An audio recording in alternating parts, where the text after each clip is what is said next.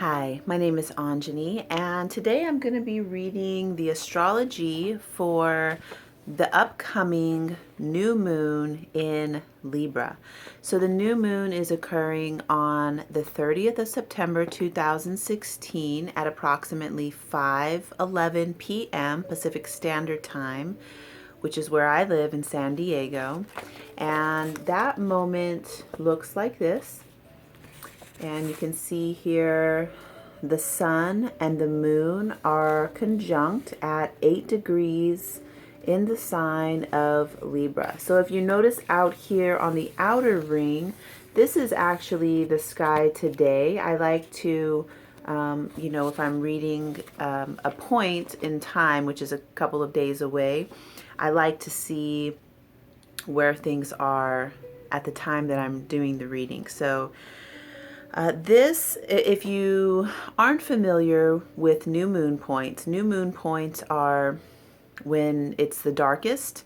We don't really see the moon. It's disappeared because the sun, from the Earth's perspective, the sun it's where it's blocking the moon. They're conjunct to each other. So we're not able to see the moon. And it's like that for about 3 days. The day of the exact, which is what I'm reading for, we won't see it at all. There will be no moon. New moon, no moon. This is when we would set our intentions for the next cycle. I like to go out in the dark and plant seeds in a sort of ceremonial way, which is, I'll hold the seed. Sometimes I'll put it in my mouth as I'm holding the intention of what I want to create for the next cycle. And then I'll put it in the dirt and bury it, and I'll sit, there's so many different ways to work with the new moon energy, but basically overall, what we're wanting to do is sort of be with ourselves in the dark and, at the bare minimum, just go within and connect to yourself and to the cycle of what's happening in nature. So this chart is really interesting. I see a lot of things that I would love to talk about, and I'm going to pick a few because I realize that the shorter the videos, the more that people like to watch them. So let's start off by looking at this little configuration we have here. The midheaven is what is sort of like up on top, what we're noticing the most. And we have Saturn up there, and it is square to Mercury and also square to Neptune. So the overall feeling that I see about this, Neptune dealing with our dreams and the imaginal realms, Mercury dealing with the way that we communicate, the way that we relate to information and technology. And so having those both making that pyramid up to the top with Saturn up there. So Saturn, the way that we set form, the way that we set our structure. What I'm seeing here is really pulling from those, the way that we work with technology and the way that we are imaginal and dreamy, and pulling that up to the top where we can create structures and forms based off of our own unique imaginal realm and our way that we communicate. And when we're able to really create a structure based off of our true dream and our true imagination, which is unique to everybody. And right now, Neptune is in the sign of Pisces, where it is its most imaginal, most potent sort of depth of being able to reach to the bottom, the depths of the sea of consciousness, and really be able to imagine a new thing, dream a new dream, and bring that up to the way that we're setting our structures. So, I heard this in a book or a lecture I attended, that imagination paves the railway to structure, so that the idea is that the imagination is taking us to where we're gonna build. So I see that happening right now. And I just want to say here that I did watch the debate last night, which was on the 26th of September between Hillary Clinton and that other guy, Donald Trump. And it was really interesting. And when I slept at night, I did have a dream that related to the whole idea about the feminine and the masculine. And what I got from that was that these two individuals are sort of acting out. He acting out the way that we have groomed our boys to be. And she acting out, and it could be just in the mind, like what people say about Donald Trump, that he's loud, aggressive, pushy, rude, all of the things that they say about him is sort of the male or the masculine that we have cultivated in our culture. And then for her, the things, and I'm saying because I don't really pay attention to these things, I only gather bits and pieces of information. I'm not fully into it. But her, it's like she's manipulative, she's secretive, she's hiding something, so I guess that's secretive. And that it's kind of like scared. We're scared of both of these.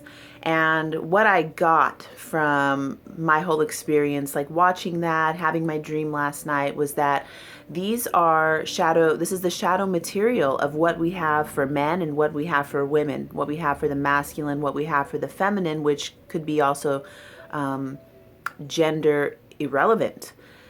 So it was interesting watching the two debating and really getting the sense of where are we ourselves in the shadow aspects of our own feminine and masculine.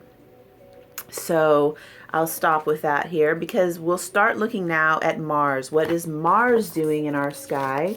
Mars is the part of us that is the bravado, aggression, action-oriented, having ambition and taking action. So we have Mars in the sign of Capricorn, and it's square to Jupiter.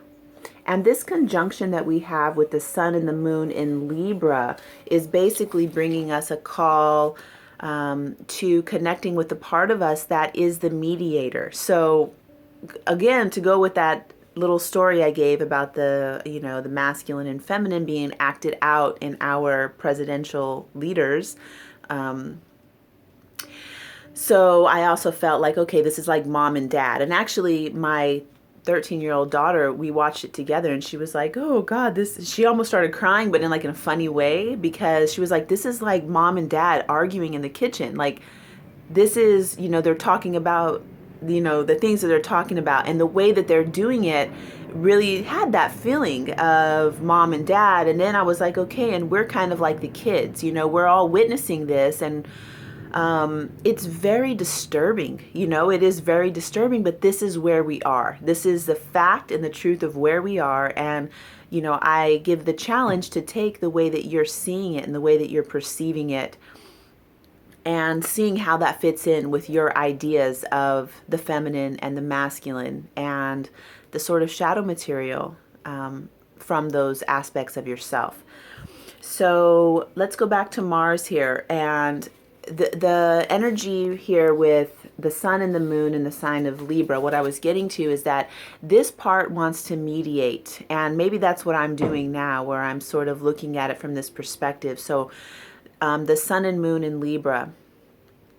Libra wants to bring peace and harmony, and to have valid what everybody is saying.